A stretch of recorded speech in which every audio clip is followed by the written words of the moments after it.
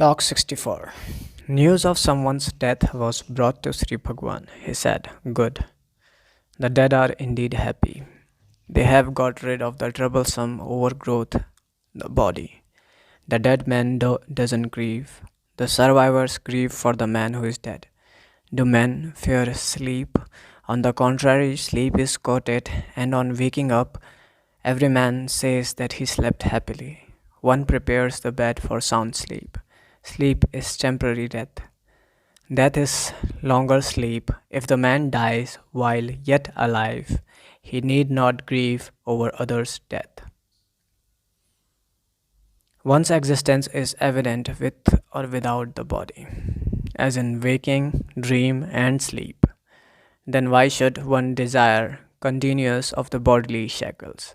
Let the man find out his undying self and die and be immortal and happy. 13th July 1935. Talk 65. A visitor. Is the Jagat world perceived even after self-realization? Maharishi. From whom is this question? It is from a Jnani or from an Ajnani? Devotee. From an Ajnani. Maharishi. Realize to whom the question arises. It can be answered if it arises after knowing the doubter.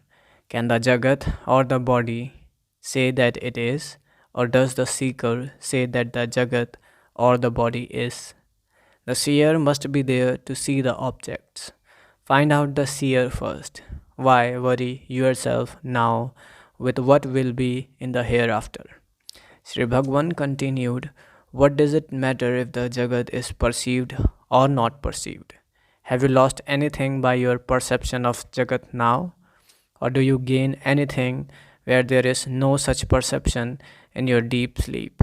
It is immaterial whether the world is perceived or not perceived. The Ajnani sees the Jnani active and is confounded. The Jagat is perceived by both, but their outlooks differ. Take the instance of the cinema. There are pictures moving on the screen. Go and hold them. What do you hold? It is only the screen. Let the pictures disappear. What remains over?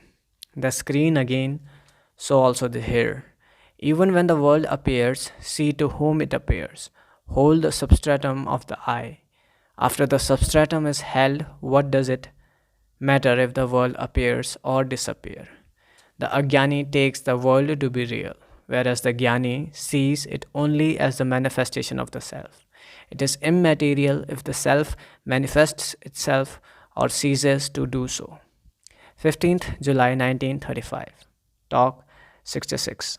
A letter was received containing some learned questions pertaining to memory, sleep, and death.